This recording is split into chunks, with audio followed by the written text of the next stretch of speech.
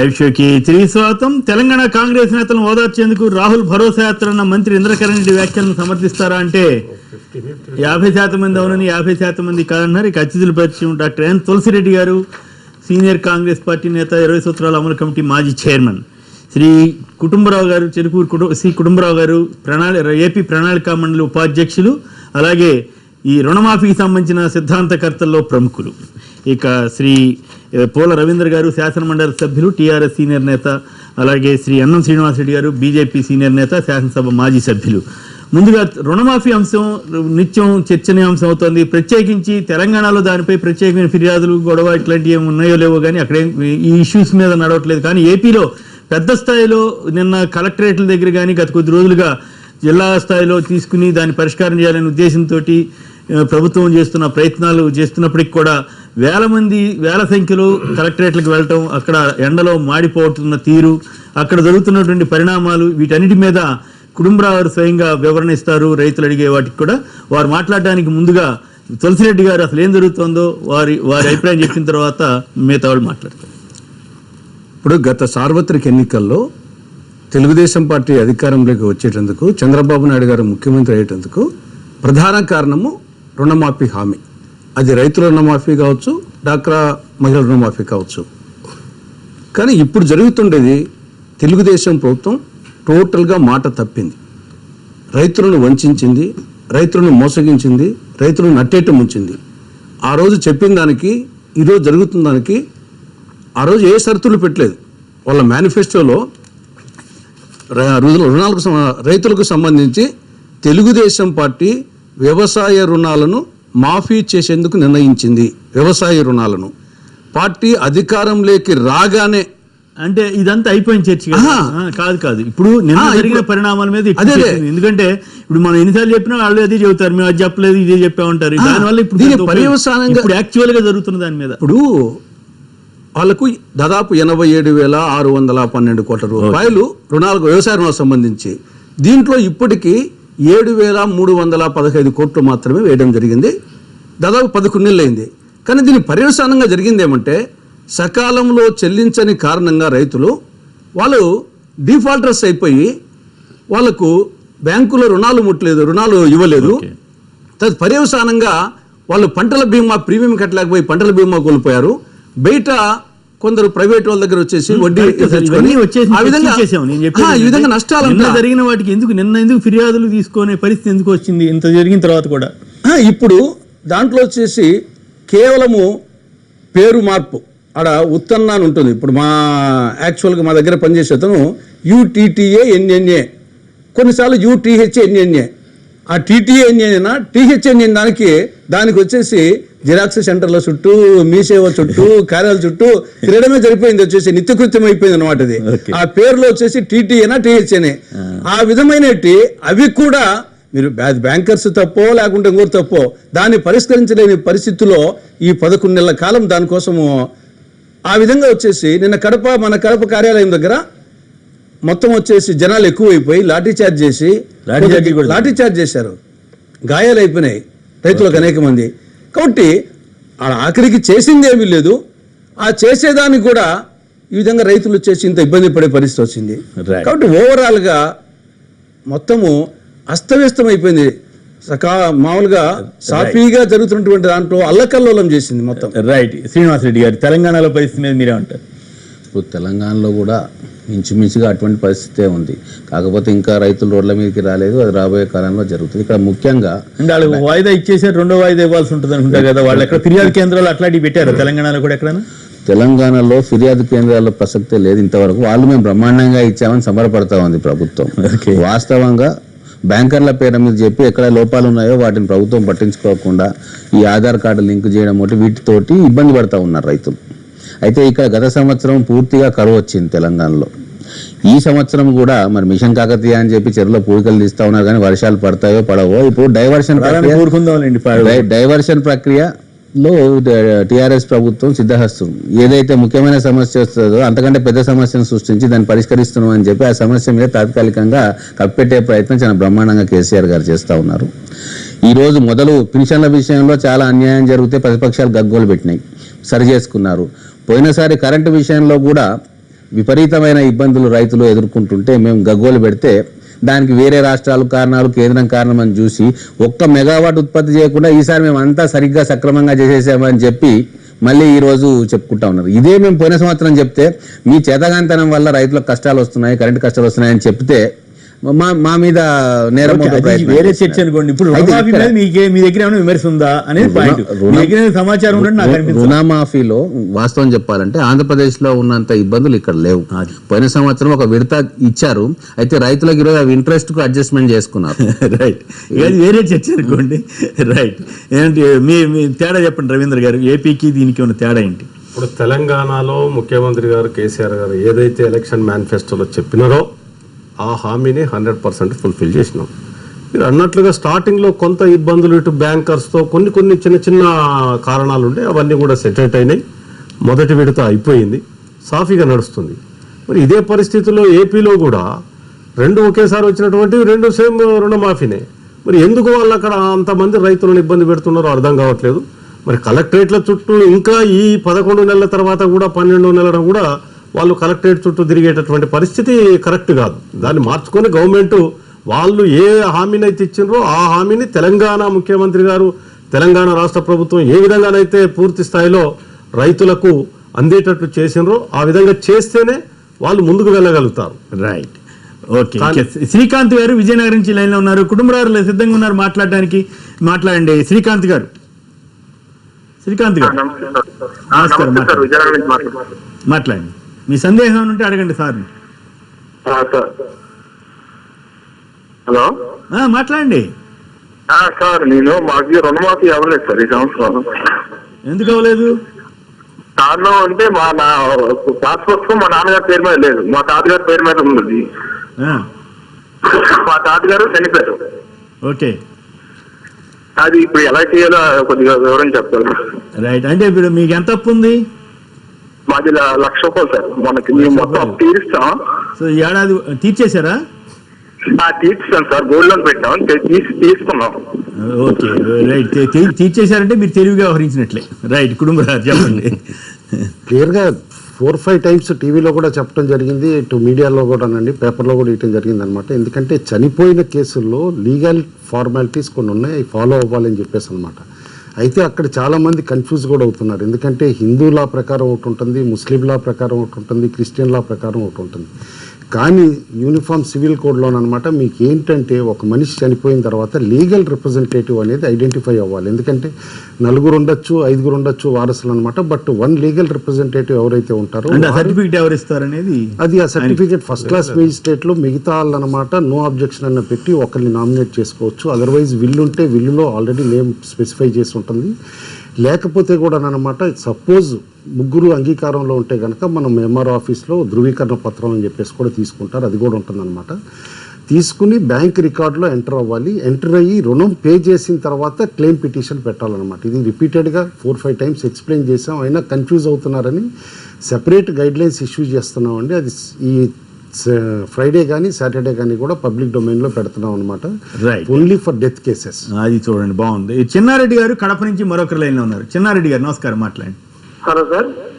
మాట్లాడండి, కుటుంబరారితో మాట్లాడండి సార్. ఇప్పుడు నాకు క్రాప్ లోన్ ఉంది సార్. మాకు మా పేరుతో పాటు పక్క ఊర్లో ఇంకొక పేరు సేమ్ చిన్నారెడ్డి అనేది క్రాప్ లోన్ ఉంది సార్. వాళ్ళ లోను మా లోను కలిపి చూపెడుతున్నారు సార్. మాకు రావాల్సిన మొత్తం రాకుండా మాకు సగం అతనికి సగం చూపెడుతున్నారు. మేము వీటి చుట్టూ తిరుగుతున్నాము, మీ సేవల చుట్టూ తిరుగుతున్నాము. తిరిగితే ఎంత తిరిగినా ఈ స్ప్లిట్ చేయండి ఎవరు స్ప్లిట్ అది మార్చట్లేదు సార్, స్ప్లిట్ చేయట్లేదు. ఓకే, అక్కడ ఇంకేంటంటే బ్యాంకర్స్ దగ్గరికి వెళ్తే బ్యాంకర్స్ ఏమో ఏ ఊరు చెప్పండి, ఏ ఊరు చెప్తే కుటుంబరావు ఆ విషయాన్ని పరిశీలించే అవకాశం ఉంటుంది సార్. చిన్నారెడ్డి సార్, పెద్దమల్లి చిన్నారెడ్డి. ఏ ఊరు? పెద్దగూడాల గ్రామం సార్, పెద్దగూడాల గ్రామం, మండలం లింగాల మండలం, పెద్దగూడాల గ్రామం సార్. మాట్లాడండి సార్. సార్, ఈ విధమైన ప్రాబ్లమ్స్ దాదాపు 7-8% రావటం చూసామండి ఫిర్యాదుల్లో. బేసికల్లీ ఎందుకంటే ఇట్లా వచ్చింది, సపోజ్ మీ పేరు పైన ఇంకో మనిషి ఉన్నారనుకోండి, ఆ మనిషికి రేషన్ కార్డు లేకపోతే చాలా చోట్ల అనమాట ఒకే బ్యాంకులో కానీ ఆర్ నైబరింగ్ బ్యాంక్లో ఉంటేనమాట రేషన్ కార్డ్ నెంబర్ వేసేయటం వల్ల, ఎందుకంటే రేషన్ కార్డ్ నెంబర్ వేయకపోతే మనకి బెనిఫిట్ రాదేమో అని చెప్పేసి అని వేయటంతో ఒక రేషన్ కార్డులో ఇట్లా 2 డిఫరెంట్ విలేజెస్ పీపుల్ క్లబ్ అవటం కూడా వచ్చింది. అయితే మొదటి ఫేజ్లో ఈ కంప్లైంట్ వచ్చినప్పుడు బ్యాంకర్స్కి చెప్పాము డిలీట్ చేయమని, చేయలేదన్నమాట. సెకండ్ ఫేజ్లో కూడా అనమాట చేయలేదు చాలామంది. అందుకని చెప్పి ఈసారి సెంట్రలైజ్డ్ అనమాట, కేంద్రీకృతం ఎందుకు చేసామంటే హైదరాబాద్లో ఈ కంప్లైంట్స్ అన్నింటిలో క్లియర్లీ రాసి ఎమ్మటే డిలీట్ చేస్తున్నాం అనమాట. కాబట్టి ఈ విడతలో మాత్రం ఆ ప్రాబ్లం ఉండదండి. దాదాపు ఆ కేసెస్ అన్నీ కూడా సెపరేట్గానే ఒక చెక్ లిస్ట్ అంటూ కూడా ఇచ్చాం కలెక్టర్స్కి కూడా అనమాట. 7 చెక్ లిస్ట్ అనమాట. క్లియర్లీ ఈ ఫిర్యాదులు ఈ విధంగా తీసుకుంటే ఈ పేపర్స్ తోటి ఉంటే ఎమ్మటే క్లియర్ అయిపోతుంది అని చెప్పేసి కూడా, కాబట్టి కాన్ఫిడెన్స్ పెరిగింది. ఎందుకంటే డిస్ట్రిక్ట్స్లో కూడా అనమాట హైదరాబాద్లో కంప్లైంట్ ఇచ్చిన తర్వాత కూడా ఈసారి కాన్ఫిడెంట్గా క్లియర్ అవుతుంది అని చెప్పేసి, ఎందుకంటే ఈమెయిల్లో కూడా మేము ఈ కంప్లైంట్స్ రిసీవ్ చేసుకుని ఆల్రెడీ 3000 కంప్లైంట్ల పైన రిజాల్వ్ కూడా చేసేసాం ఈమెయిల్లోనే అనమాట. అందుకని చెప్పేసి ఆ కంప్లైంట్స్ అన్నీ కూడా మీరు కలెక్టరేట్ దగ్గర ఇచ్చినా సరే హైదరాబాద్ పంపించినా కూడా ప్రాబ్లం ఉండదండి. ఈసారి మాత్రం మీకు కాన్ఫిడెంట్గా ఉండొచ్చు, మీరు ఖచ్చితంగా క్లియర్ అవుతుంది. రైట్. నూజివేడ్ నుంచి బాబు గారు లైన్లో ఉన్నారు. బాబు గారు నమస్కారం, మాట్లాడండి. నమస్తే అండి. నమస్తే, మాట్లాడండి, అడగండి. సార్ మాట్లాడండి. నమస్కారం అండి సార్. మాకు మోజూడు మండలం గొల్లపల్లి గ్రామం అండి మాది. మా తండ్రి గారికి 9 ఎకరాల 58 సెంట్లు పొలం ఉందండి. అది మా తండ్రి గారి ద్వారా మాకు సంక్రమించిందండి. నాకు దాన్ని ఆ డాక్యుమెంట్లు పెట్టి నేను గోల్డ్ లోన్ తీసుకున్నానండి. అంటే నేను ఎడిట్ చేసుకున్నానండి, ఇది లేట్ అవుతుందని చెప్పేసి అని. అయితే ఆ ప్రాసెస్ అంతా కావాలని చెప్పేసి అంటే ఈ డాక్యుమెంట్లు ఈ ప్లస్ ఈ ఆధార్ రేషన్ కార్డు అన్ని ఇచ్చామండి. దాన్ని ఇప్పుడు ఏమంటారంటే మా తండ్రి గారి పేరున పాస్బుక్ ఉంది, పేరు లేదు కాబట్టి ఏంటంటే నాకు ఇవ్వనంటారండి. ఓకే, అదే రైట్. కంప్లైంట్స్ కూడా రిసీవ్ చేసుకున్నామండి. ఇందులో క్లియర్గా చెప్పాం, ఎందుకంటే మ్యూటేషన్ చేసుకుని ఉంటేనే మీ నేమ్ సర్వే రికార్డ్స్లో కానీ ఇటు మన వెబ్లాండ్ రికార్డ్స్లో కానీ ఉంటుందని చెప్పేసాను అనమాట. అదర్వైజ్ ఏమైందంటే ఒక పాస్బుక్ అనమాట ఇంకొకళ్ళు మిస్యూజ్ చేసి లోన్ తీసుకున్న దాఖలాలు కూడా చాలా ఉన్నాయి. కాబట్టి ఆ విధంగా మీరు మ్యూటేషన్ చేసుకుంటే మ్యూటేషన్కి ఎక్కువ టైం కూడా పట్టదు. మీరు మ్యూటేషన్ చేసుకుని ఫిర్యాదులో పెట్టండి. అంటే అది కాదు, ఇది ఈ ఇండికేషన్ ఇప్పుడు కాదండి, ఫస్ట్ గైడ్ లైన్స్లో ఇచ్చినప్పుడు కూడా క్లియర్లీ సర్వే నెంబర్స్ చెక్ చేస్తాం. ఎందుకంటే డూప్లికేట్ పాస్బుక్లు బెడద చాలా ఉందండి, ఫోర్జ్డ్ పాస్బుక్స్ అనమాట. స్పెషల్లీ అనంతపూర్ అవునండి, కొన్ని పర్టికులర్ డిస్ట్రిక్ట్స్లో అనమాట హ్యూజ్గా ఉంది. ఒక్క సర్వే నెంబర్లో 1000 ఎకరాలు ఉండాల్సిన చోట 3000 ఎకరాలకి పాస్బుక్ పెద్ద ఎత్తున కాటేజ్ ఇండస్ట్రీ లాగా వినుకొండలో కూడా పట్టుకున్నాం. దాదాపు 700 పాస్బుక్లు ఒకే చోట దొరికింది. కాబట్టి ఆ సిస్టమ్ పెట్టాం. ఇప్పుడు నేమ్ ఫాదర్ నుంచి తన పేరు మీదకి రాలేదు అంటే మాత్రం అది పెద్ద ప్రాబ్లం ఏం కాదండి, అది మ్యూటేషన్లో ట్రాన్స్ఫర్ చేసుకుంటే ఆ పాస్బుక్ పెట్టారు. రైట్. రవీంద్ర బాబు గారు ఎడ్లపాడు నుంచి మరొకరి లైన్లో ఉన్నారు. రవీంద్ర బాబు గారు నమస్కారం, మాట్లాడండి. సార్ నమస్కారం సార్, అందరికి శుభోదయం. మాట్లాడండి సార్.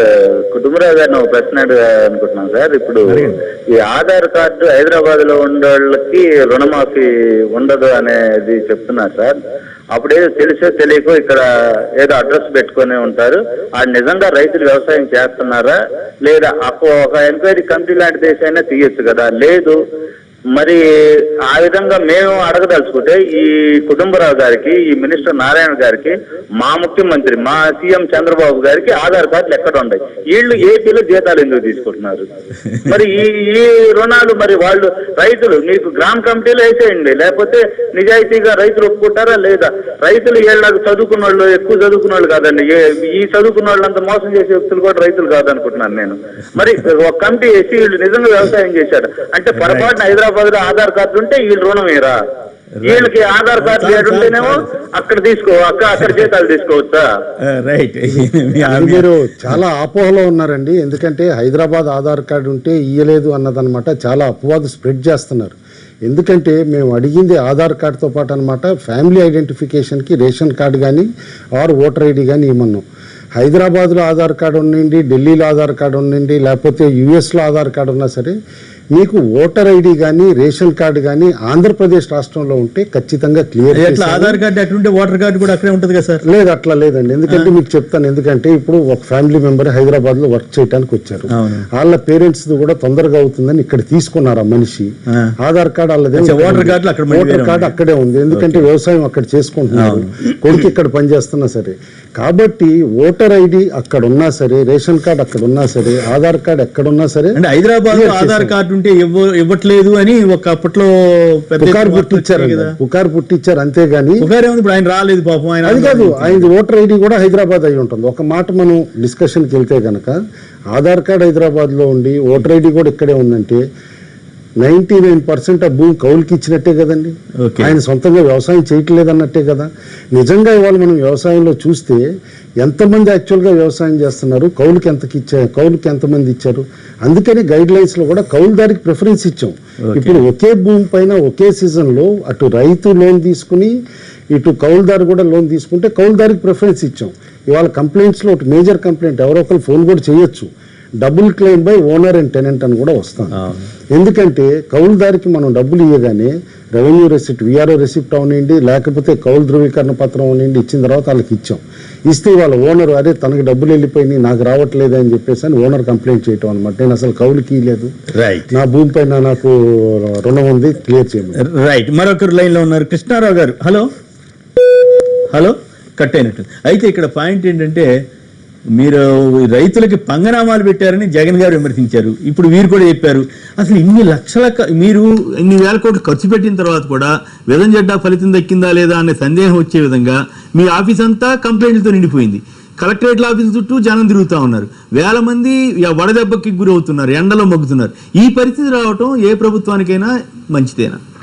ఇప్పుడు ఒక్కటి చెప్తానండి క్లారిఫికేషన్. 83 లక్షల అకౌంట్లు ఇచ్చారండి బ్యాంకర్స్ అనమాట. 83 లక్షల అకౌంట్లు అనమాట. అందులో 34 కాలమ్స్ షీట్. అది 34 కాలమ్స్ షీట్ ఉన్న తర్వాత ఎన్ని మిస్టేక్స్ ఉండొచ్చో మనం ఊహించవచ్చు. మొదటి విడత తర్వాత దాదాపు 12 లక్షల కరెక్షన్స్ చేసి కూడా క్లియర్ చేసాం. అయితే రెండో విడత అయిన తర్వాత అనమాట, ఈ కరెక్షన్స్ అయిన తర్వాత అప్పటికి అనమాట కంప్లైంట్స్ వస్తూ ఉంటే ఒక సర్వే చేసుకున్నాం మేము, ఇంటర్నల్ క్రాస్ చెకింగ్ చేసుకున్నాం. ఫస్ట్ టైం వచ్చిన కంప్లైంట్స్కి సెకండ్ టైం వచ్చిన కంప్లైంట్స్లో కామన్ అయ్యి ఉన్నాయి అని 90% కామన్ కంప్లైంట్స్ ఉన్నాయి. అవి ఎవరు సార్ట్అవుట్ చేయాల్సిందంటే బ్యాంక్ లెవెల్ అయిపోయే కంప్లైంట్స్ క్లియర్ చేయాలి. లైక్ ఏంటంటే మీకే 10 ఎకరాల పొలం ఉంది, డేటా ఎంట్రీలో టైప్ చేసేటప్పుడు 0.1 కొట్టారు, 1-0 కొట్టే బదులు 0.10 కొట్టాడు. ఇమ్మీడియట్గా ఏమవుతుంది, ఆ 10 సెంట్లకే వచ్చిందనమాట. కాబట్టి ఇవన్నీ కూడా హైదరాబాద్లో కరెక్ట్ చేద్దామని చెప్పేసి డైరెక్ట్ సెంట్రలైజ్డ్ చేసాం. చేసినప్పుడు ఇన్ఫ్యాక్ట్ మొదటి 5 రోజులు ఇన్ఫ్రాస్ట్రక్చర్ సెటప్ చేసే లోపల డైరెక్ట్ గా నేను రిసీవ్ చేసుకున్నా సెక్రటేరియట్ లో, మీరు అబ్జర్వ్ కూడా చేసే ఉంటారు. దాదాపు 6,000 కంప్లైంట్లు డైరెక్ట్ గా నేను నా బెంచ్ దగ్గర కూర్చొని నేను రిజాల్వ్ చేసినాను అనమాట. అప్పుడు నేను అబ్జర్వ్ కూడా చేశాను, ఎందుకంటే గ్రౌండ్ రియాలిటీ ఏంటి, ఏ విధంగా ప్రాబ్లమ్స్ ఎందుకు ఇంత రిసార్ట్ అయ్యి అని చెప్పేసి అప్పుడేనమాట ఇండికేషన్ తీసుకుని ఈ విధంగా ఫిర్యాదులు రావచ్చు కాబట్టి కలెక్టరేట్స్ లో కూడా చెక్ లిస్ట్ ప్రిపేర్ చేసి ఇచ్చి తీసుకోమన్నాం. రైట్. కాన్ఫిడెన్స్ పెరగటం మూలన ఖచ్చితంగా ఈసారి ఎక్కువ మంది రుణమాఫీ చేయాలనే కంటే కూడా రైతులకు చెప్తాను ఎట్లా రుణమాఫీ లేకుండా చేయాలని కూడా జగన్మోహన్ రెడ్డి గారిని నేను చెప్తానండి, సింపుల్గా చెప్పాలి. చెప్పండి. ఆయన కాస్త విమర్శ చేసేటప్పుడు కూడా ఆలోచించి తన పాత చర్యలు ఏం తీసుకున్నారు, ఆయన చేష్టలో ఉన్నాయో చూసి దాన్ని బట్టి విమర్శ చేయాలి. పంగనామాలు ఆంధ్రప్రదేశ్ ప్రభుత్వం పెట్టలేదండి. పంగనామాలు తనని నమ్ముకున్న వాళ్ళకి జగన్మోహన్ రెడ్డి పెట్టాడు. అందుకని ఆయన కేసులో ఫస్ట్ కేసు విచారణకి ఏది వస్తుందో 409 క్రిమినల్ బ్రీచ్ ఆఫ్ ట్రస్ట్ అని ఉంది. సత్యం కేసులో కన్విక్ట్ అయింది రామలింగరాజు కూడా 409 కింద క్రిమినల్ బ్రీచ్ ఆఫ్ ట్రస్ట్. కాబట్టి పంగనామాలు పెట్టింది జగన్మోహన్ రెడ్డి గారు కానీ ఆంధ్రప్రదేశ్ ప్రభుత్వం కాదు. పారదర్శకత్వంగా కాదు కాదు మేము ఎంతో ట్రాన్స్పరెంట్ గా పారదర్శకంగా చేశాం కాబట్టి ఇంటర్నెట్ లో పెట్టాము, కంప్లైంట్స్ రిసీవ్ చేసుకుంటున్నాం. లేకపోతే ఇప్పుడు ఇందాక రవీంద్ర గారితో నేను వివాదానికి వెళ్ళదలుచుకోలేదు. తెలంగాణలో అయ్యిందంటే మీకు సింపుల్ గా చెప్తానండి. 25% అని ఇచ్చారండి, ఒక లిస్టు ప్రిపేర్ చేయలేదండి. జనరల్గా ఫీల్డ్ లెవెల్లో అక్కడ చెక్ చేసేసి ఇచ్చేసేయమన్నారు. ఇప్పుడు తెర మీదకి వస్తున్నాయి, ఆయనే అబ్జర్వ్ చేస్తారు. 3 నెలల తర్వాత ఇక్కడే డిస్కషన్లోకి వద్దాం. అది కాదు, ఎందుకంటే చెప్తాను 540 కోట్లు వాడకుండా కూడా బ్యాంకులు పెట్టేసినాయి. అవి రిటర్న్ చేయమని వాళ్ళ ప్రభుత్వం అడిగింది. అది చెప్తున్నారా? చెప్పట్లా. ఓకే. ఎందుకంటే ఇంకో 25% ఇప్పుడు ఇవ్వాల్సి వస్తుంది కాబట్టి ప్రభుత్వం అడిగితే యూటిలైజేషన్ సర్టిఫికేట్లు ఇప్పుడు ఇవన్నీ బయటకు వస్తున్నాయి. ఓకే. దాదాపు 1200 కోట్లు, నేను నెంబర్ కూడా చెప్తున్నాను, అమౌంట్ కూడా మిస్యూజ్ అయిపోయింది కూడా తెలంగాణలో. ఓకే. ఇదంతా కూడా తెర మీదకి వస్తుంది మీకు కొద్ది రైట్. సాంబశివరావు గారు చెరుకూరు నుంచి లైన్ లో ఉన్నారు. సాంబశివరావు శ్రీనివాసరావు గారు నమస్తే సార్. నమస్తే, మాట్లాడండి. అక్కడ ఉన్న పెద్దల గౌరీలు మీ అందరికీ నమస్కారం సార్. మాట్లాడండి ప్లీజ్. సార్ ఏం లేదు, నాది రుణమాఫీ పోలేదు సార్. గౌరీలు కుటుంబరావు గారికి తెలియజేస్తున్నాను సార్.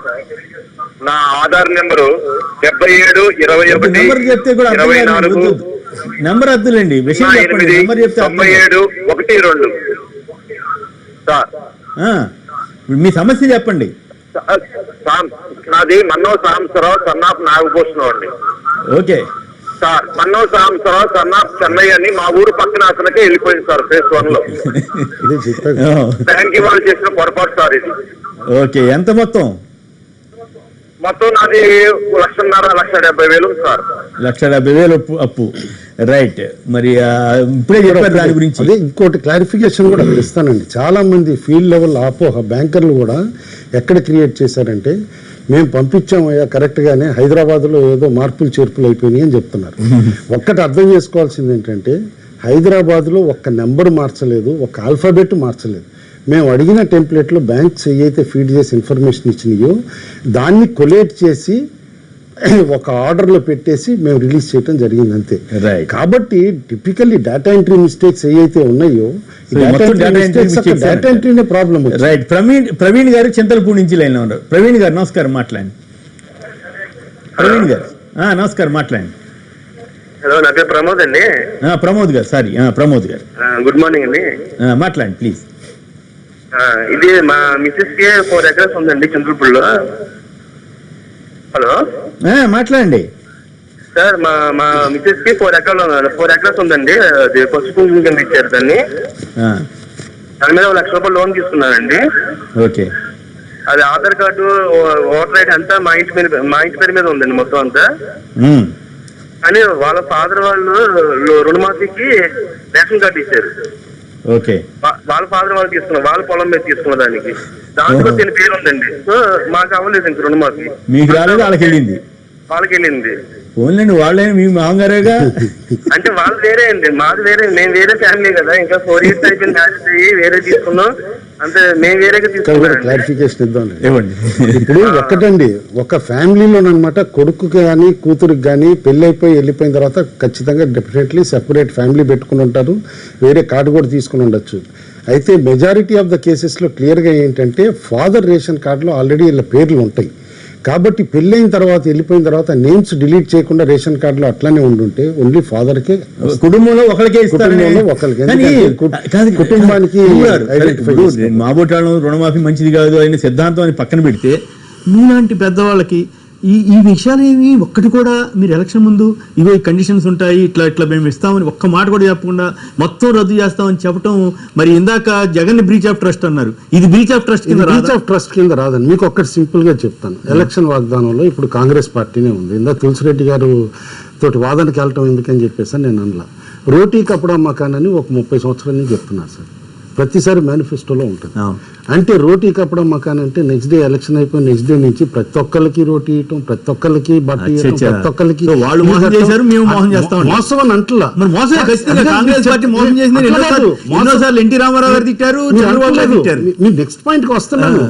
మోసం అని నేను అంటలా. ఇక్కడ ఏంటంటే ఒక పథకం అని చెప్పిన తర్వాత దాని ఇంప్లిమెంటేషన్ కొన్ని గైడ్ లైన్స్ ఉంటాయి. ఆ గైడ్ లైన్స్ అనేవి అనమాట ఒక ట్రాన్స్పరెంట్ గా, ఒక పారదర్శకంగా అన్నారు కదా. ఒంగోలు సభలో చంద్రబాబు నాయుడు గారు మీ మెడల్లో ఉన్నటువంటి పుస్తలన్నీ వస్తాయి అన్నారు, గోల్డ్ లోన్ అంతా విడిపిస్తా ఉన్నారు. ఇప్పుడు మరి గోల్డ్ లోన్ మాకు సంబంధం లేదని ఎట్లా చెప్తున్నారు? గోల్డ్ లోన్ సంబంధం లేదని ఎవరన్నారండి?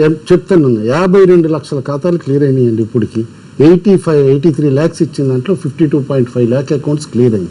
అందులో 28 లక్షల నుంచి 29 లక్షల వరకు గోల్డ్ లోన్సే.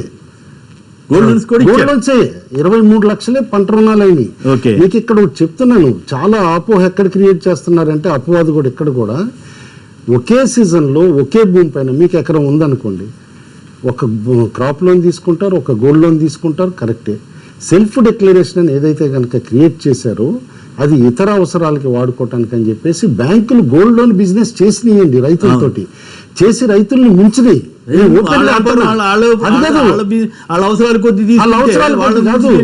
రాజకీయ పార్టీలు అవసరాలు కాదు, వాళ్ళ అవసరాలు కాదు చెప్తున్నాను కదా, వాళ్ళని ఇండ్యూస్ చేసినాయి. ఎందుకంటే కేంద్ర ప్రభుత్వం చేసిన ఒక తప్పు ఏంటంటే ప్రయారిటీ సెక్టార్ లెండింగ్ టార్గెట్కి మీరు డబ్బులు కంప్లీట్ చేయకపోతే, లైక్ అగ్రికల్చర్ ఉంది, డిస్బర్స్మెంట్ కంప్లీట్ చేయకపోతే ఆ డబ్బులు RIDF ఫండ్స్లో పెట్టవచ్చు.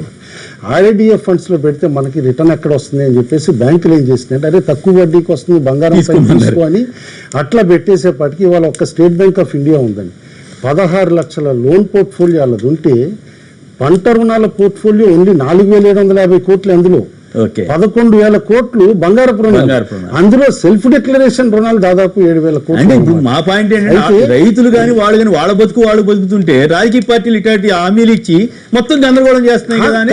గందరగోళం కాదు, సింపుల్ గా ఒకటి చెప్తాను.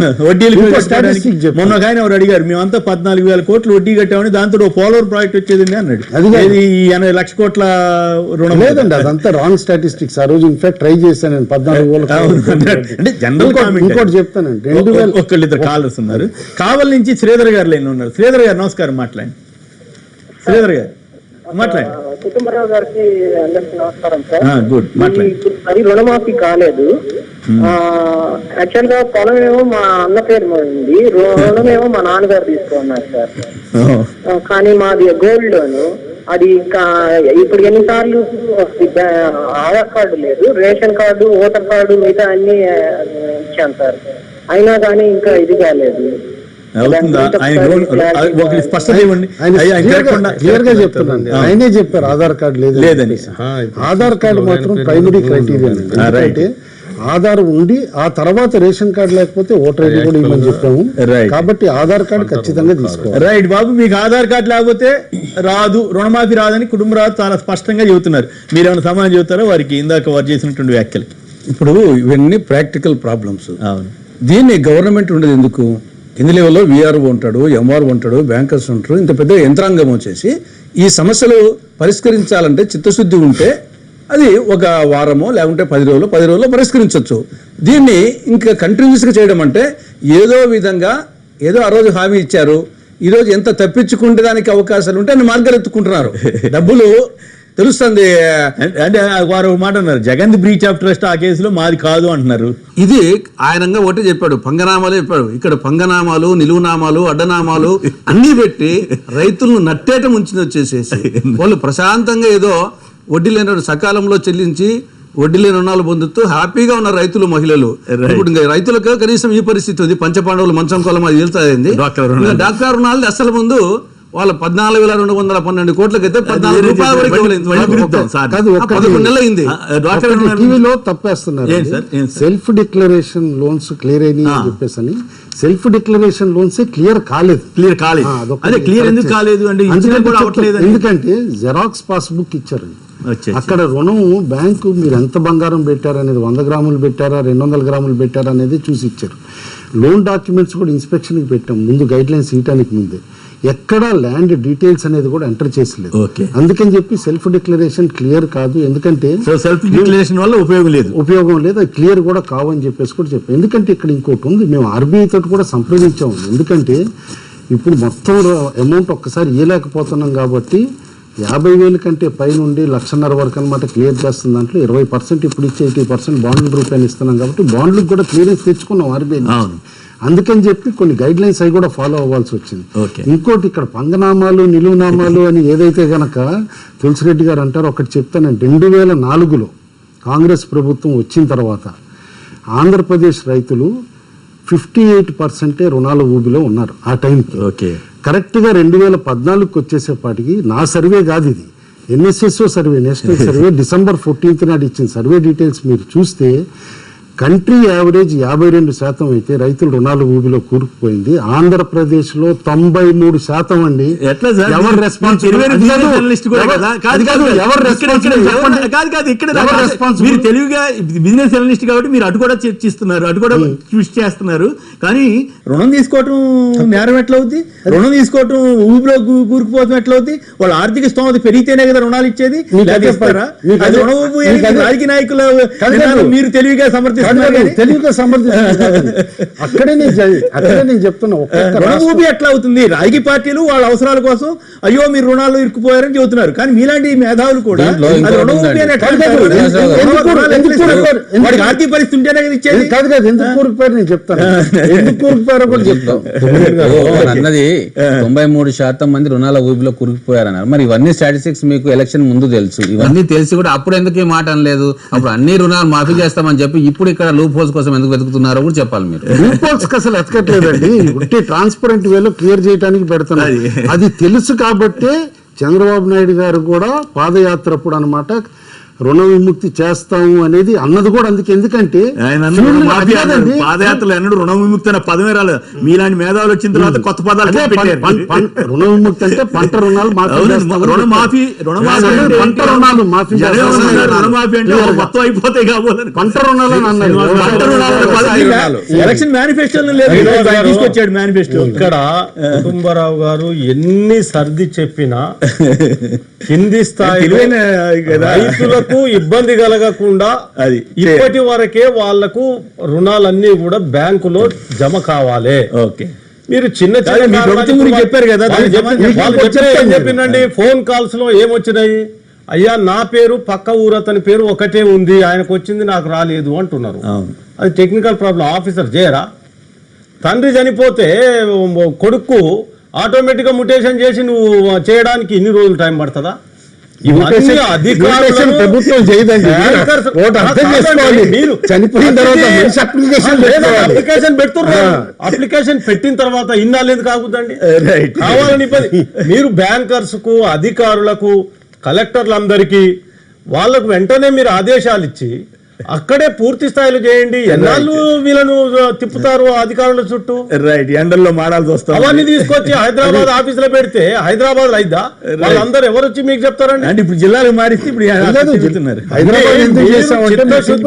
పనిచేసి అది కాదండి రవీంద్ర గారు, ఇక్కడ తెలంగాణ పక్క రాష్ట్రంలో అయినాక మీ దగ్గర ఎందుకు కాదు?